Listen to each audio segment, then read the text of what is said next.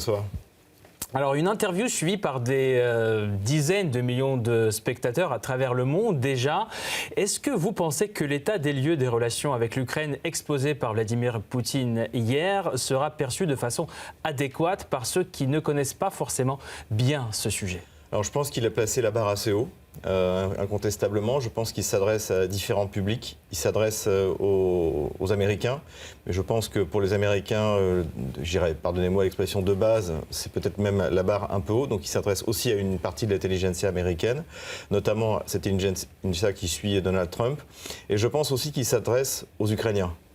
Notamment ces rappels historiques d'où viennent les Yurikid. Il faut bien comprendre qu'en Ukraine, avec la modification des programmes scolaires, la plupart des Ukrainiens ne savent même plus que la dynastie des Yurikid qui a fondé la Rousse de Kiev vient de Russie, en fait, de Novgorod. Donc je pense que le détail qu'il a mis à bien expliquer l'histoire dans sa continuité, c'était aussi quelque chose qui était adressé à la population ukrainienne, puisque, eh bien, évidemment, que cette émission va être vue également par les Ukrainiens. Alors évidemment, on ne s'attend pas à une perception plus profonde de ces propos du côté ukrainien, évidemment, on ne va pas se faire d'illusions. Mais par contre, est-ce que vous pensez que les propos du président russe seront donc perçus différemment outre-mer ou en Occident, que ce soit par les élites politiques ou les gens ordinaires? Je pense que oui, parce qu'en fait, si vous voulez, le récit, d'ailleurs que ce soit là sur l'Ukraine, sur la Russie, qui est proposé aux populations occidentales, c'est un récit binaire, les méchants, les gentils.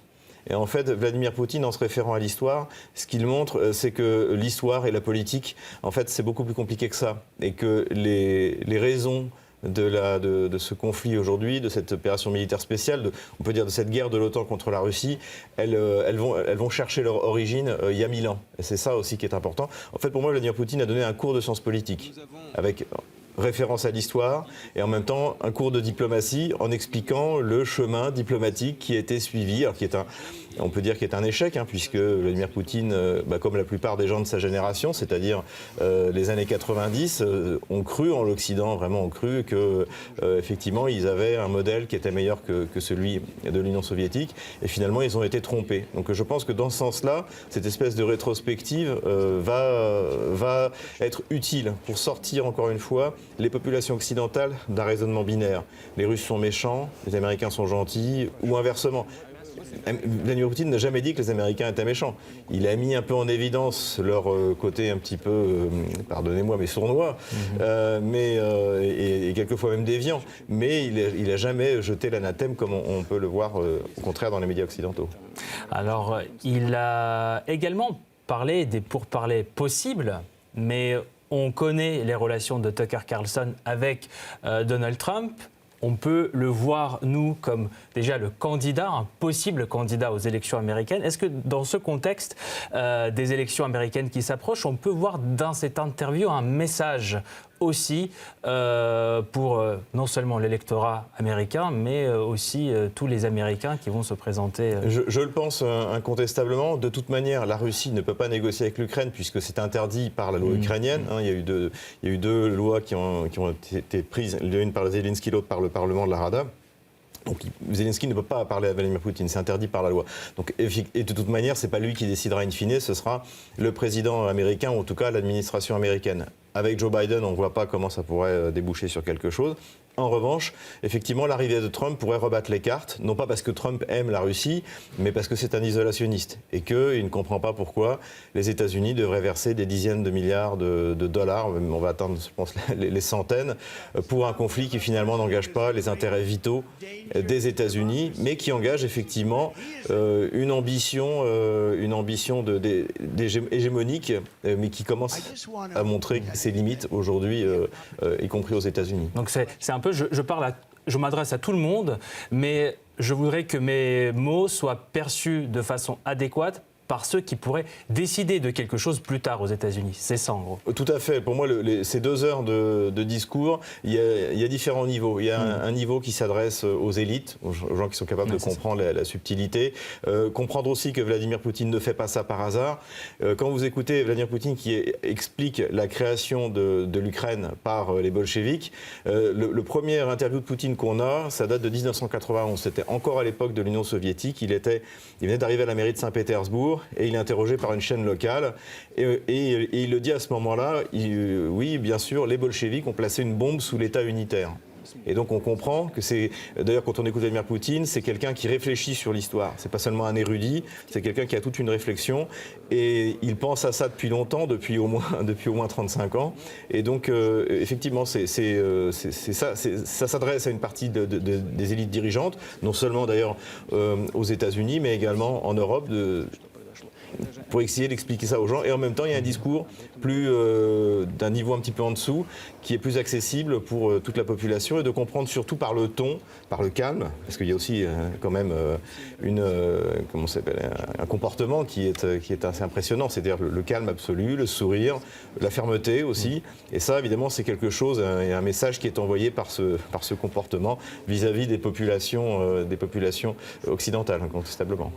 Xavier Moreau, on a beaucoup parlé de la réaction des collègues de Tucker Carlson qui lui ont beaucoup reproché, qui l'ont critiqué d'être engagé vis-à-vis de Moscou, de manquer d'objectivité avant de faire cette interview avec Vladimir Poutine. Et pourtant, on a entendu des questions, par exemple, sur le sort du journaliste américain détenu, soupçonné d'espionnage, détenu en Russie.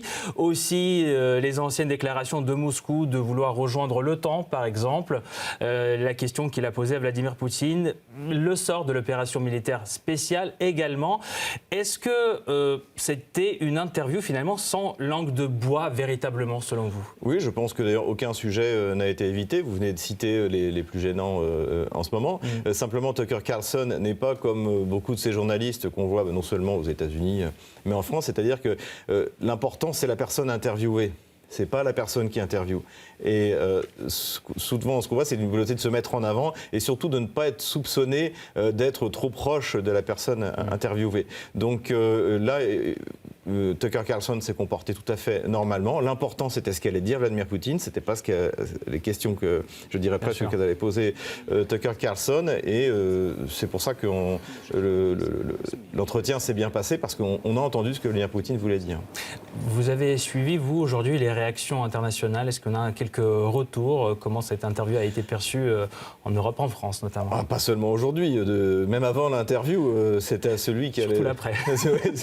mais même avant, oui. c'était qu'il fallait enfermer Tucker Carlson. Alors ça a été démenti après, lui interdire l'entrée dans l'Union européenne. Et puis aujourd'hui, j'ai regardé par exemple les chaînes de télévision françaises, je crois que c'était sur LCI, donc qui expliquait que Poutine mentait, alors sans dire sur quel domaine, parce qu'en fait tout ce qu'il a dit est parfaitement vérifiable, et qu'il fallait désormais, il y a même un général français invité sur LCI qui a dit qu'il fallait désormais que nous aussi, on alimente le narratif avec des mensonges. Donc on en est un peu à ce niveau-là. Je pense que c'est pas seulement lié à Tucker Carlson et Vladimir Poutine, c'est lié aussi à Elon Musk. Parce qu'en fait, le succès de cette interview, c'est aussi la technologie. C'est l'espace de liberté qu'a donné Elon Musk pour ce genre de programme. Et je pense que c'est ça qui fait peur aux grands médias, qu'ils soient aux États-Unis ou en France. C'est-à-dire qu'ils ne contrôlent plus. Voilà. Et surtout des médias qui n'étaient pas forcément soupçonnés, des médias propagandistes aux États-Unis. Oui, tout à fait.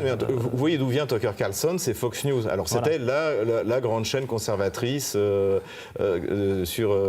États-Unis. Donc c'est pas non plus un parfait inconnu, c'est pas un blogueur, c'est un journaliste professionnel, franchement talentueux. D'ailleurs, sinon il n'aurait pas 4 millions de personnes qui l'écoutent. Et puis là, avec cette interview, d'après ce que j'ai vu en arrivant, on en est à 110 millions, rien que sur X. Donc c'est-à-dire que c'est une interview qui va faire peut-être des centaines de millions. Donc c'est bien joué de la part de Tucker. Il fait son travail, si vous voulez. Et encore une fois, les États-Unis ne sont pas en guerre. J'ai entendu, on comparait ça, aller interviewer Adolf Hitler, etc. Non, les États-Unis ne sont pas en guerre contre la Russie. D'ailleurs, la Russie est en guerre contre personne, en principe, puisque même avec l'Ukraine ne lui a pas déclaré la guerre, la Russie n'a pas déclaré la guerre. C'est une opération militaire spéciale. Les mots et les concepts ont une importance.